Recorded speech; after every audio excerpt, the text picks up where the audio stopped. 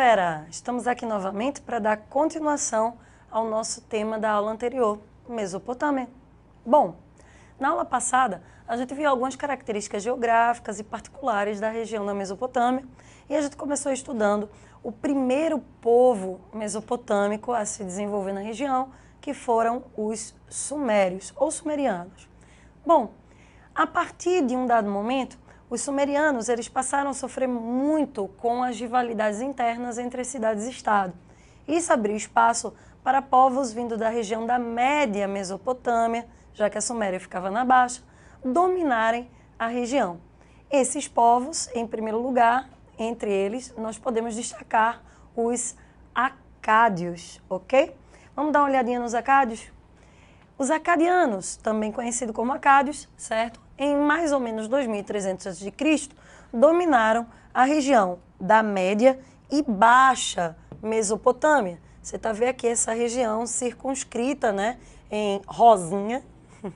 Ela foi uma região dominada pelo rei acadiano Sargão I.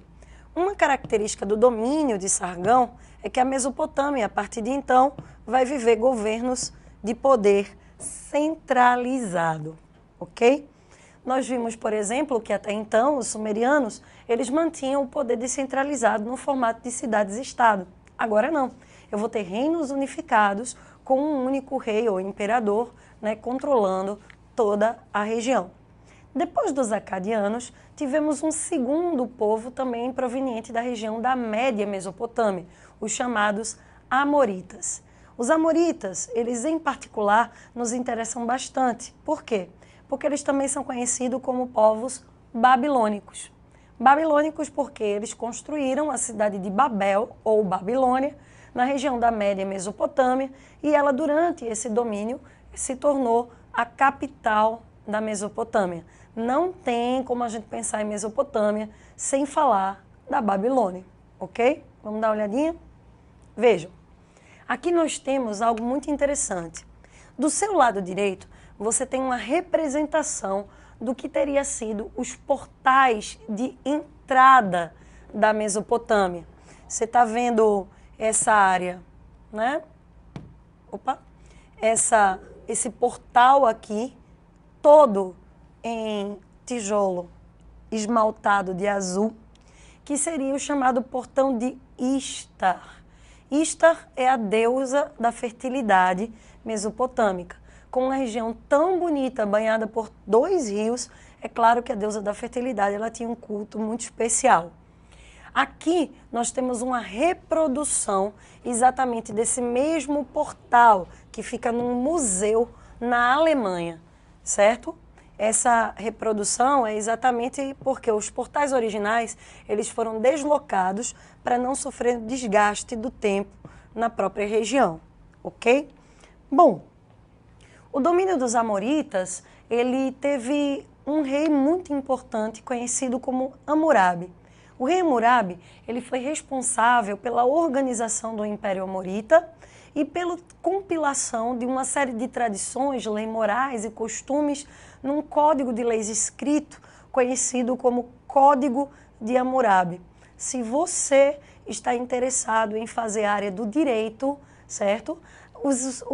Algumas das matérias iniciais de direito falam exatamente sobre a história do direito, como foi desenvolvido o direito, concepção de lei, de justiça, e uma das coisas que você vai estudar com certeza é o Código de Hammurabi.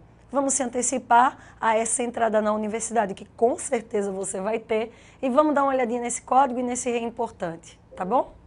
Vejam, o rei Hammurabi, esse que nós temos aqui, né, um busto dele lindo, cheio de trancinhas na barba, no cabelo, ele fez esse código que foi gravado em uma pedra, né? Você vê aqui uma reprodução de Hammurabi recebendo esse código dos deuses, e essa pedra ela foi gravada em 360 graus, ela está toda, né, trabalhadinha. O que é que traz o Código de Hammurabi? Ele traz 282 sentenças relativas a uma série de crimes, digamos assim, dentro da sociedade. Esses crimes eram dos mais diversos possíveis. Eles não eram só tipo, se você matar alguém, sua punição será. Eram crimes detalhados, como, por exemplo, se um arquiteto, né, organizar, construir uma casa de fundações frágeis e essa casa cair em cima da família e matar toda a família, esse arquiteto será penalizado com a morte. Bom, 3 características importantes a gente pode elencar dentro do Código de Hammurabi. Primeiro, ele foi muito interessante pelo fato dele ter sistematizado a lei. Todas essas leis escritas, elas já faziam parte das tradições, da moral do povo. Então eram leis consuetudinárias, ou seja, leis de costume, certo? Mas foram então compiladas nesse código. Segundo lugar, ela é em grande parte baseada na chamada pena de talião. Talião é uma palavra em latim que significa algo como revide, certo? Retaliação. Por quê? Porque o princípio desse código é adotar a ótica do olho por olho, dente por dente. Ou seja, a pena será equivalente ao crime cometido pelo indivíduo. Em terceiro lugar, apesar das penas elas variarem de acordo com a categoria social do indivíduo, não eram as mesmas, ela tem um fato interessante de penalizar os indivíduos, seja lá que categoria social esses indivíduos façam parte.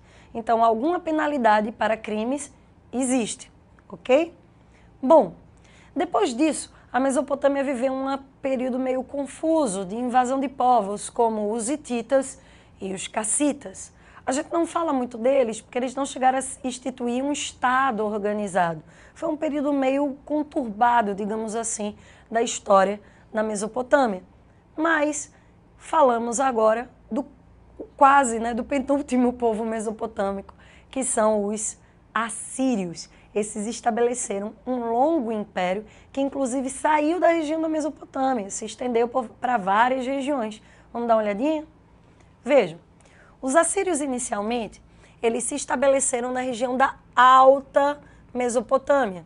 Sua capital inicialmente era a cidade de Assur, assim chamada por conta do deus da guerra, o deus Assur, e posteriormente a cidade de Nínive. Nínive significa bela, era uma cidade lindíssima. A gente vai ver depois uma imagem de Nínive, ou uma reconstrução do que seria Nínive, certo? Como você está vendo, os assírios eles estão localizados inicialmente na região da Alta Mesopotâmia, uma região um pouco fértil, exatamente por ser montanhosa. Graças a isso, os assírios desenvolveram um exército extremamente eficaz e organizado, porque a gente pode colocar que os assírios, eles viviam da guerra, do domínio de outros povos, certo? Isso fazia com que esses assírios também fossem conhecidos pela agressividade. Eles eram guerreiros temidíssimos, porque uma parte do domínio dos outros povos eles garantiam exatamente pelo temor, penas como o empalamento e a defenestração, né?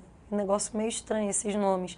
O empalamento, sem entrar em muitos detalhes, é basicamente você espetar alguém num pedaço de madeira. Esse ato, né, de transformar o indivíduo num pirulito poderia ser pelo abdômen ou pior, pelo ânus. Pois é, não era à toa que a galera temia os assírios, ok? Mas nem só de guerra e de crueldade viviam os assírios. Nós temos agora destaque para um rei assírio importante conhecido como Assurbanipal. Assurbanipal ele vai ser importante por diversos fatores.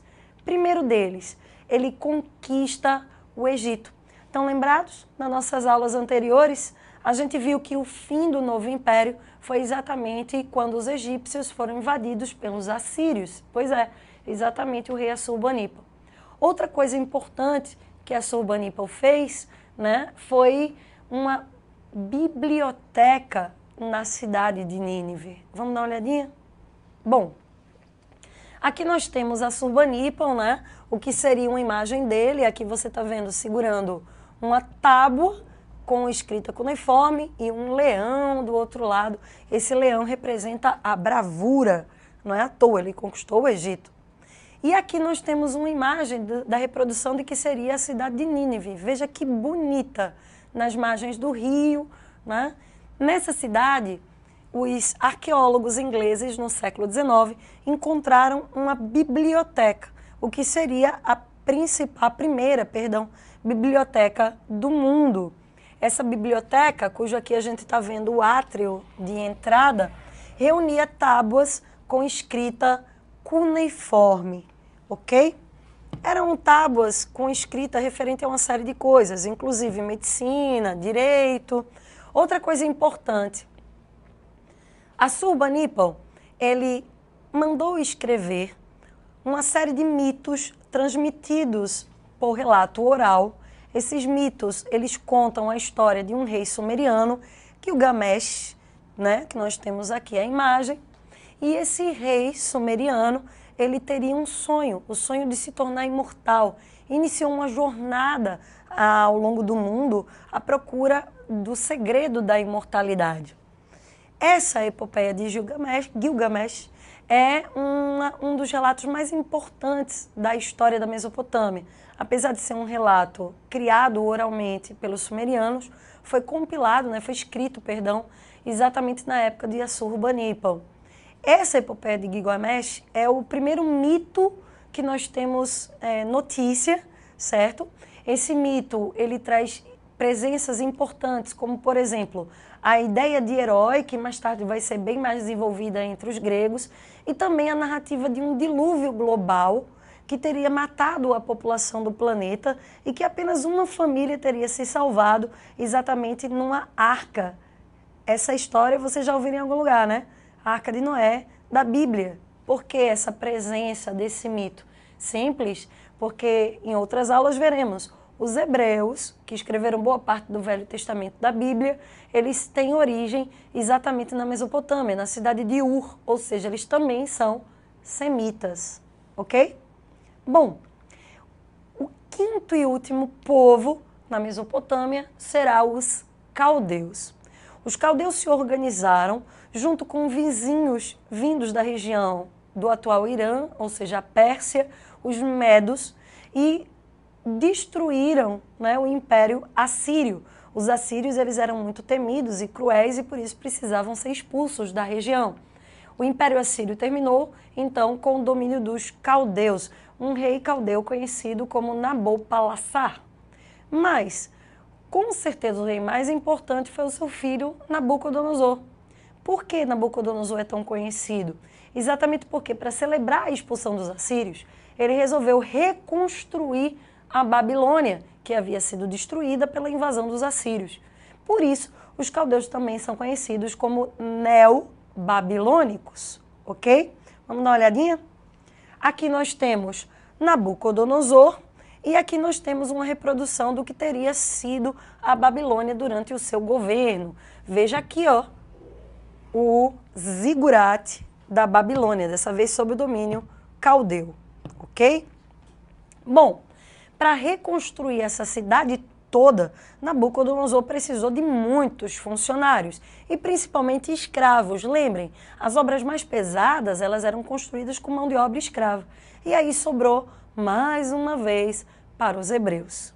Os hebreus já tinham sido escravos no Egito, haviam sofrido o êxodo, se estabelecido na região da Palestina, quando Nabucodonosor, precisando de mão de obra escrava, resolve pegar os hebreus, especificamente os hebreus do reino de Judá, veremos isso mais tarde, e aprisionou-os coletivamente, levando-os até a Babilônia para servir como mão de obra. Daí vem o nome cativeiro babilônico, ok? Com essa mão de obra hebraica, ele mandou construir algumas obras emblemáticas, como, por exemplo, os jardins suspensos da Babilônia. Os jardins suspensos, ele tinha uma característica interessante, que é o seguinte: essa obra, linda, grandiosíssima, basicamente um jardim construído em um prédio com diversos andares, terraços em desnível, diziam pela narrativa que até um rio corria dele, certo? Ele tinha uma finalidade não muito altruísta, não era como um parque, né, que todo mundo visitava.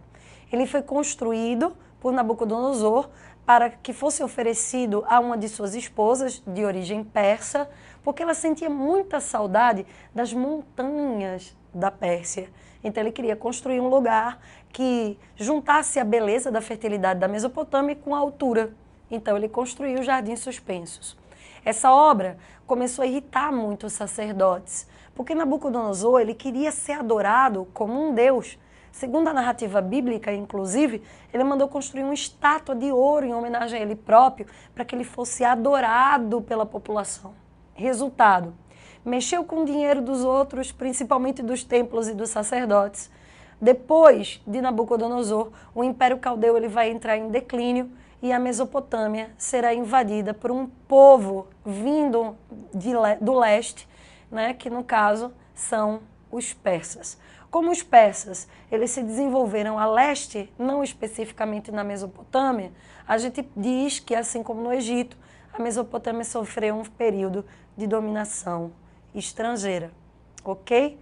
Eu espero que vocês tenham gostado desse bloco de Mesopotâmia e numa próxima aula a gente se reúne novamente para falar um pouquinho mais dos povos da Antiguidade. Até mais e bons estudos!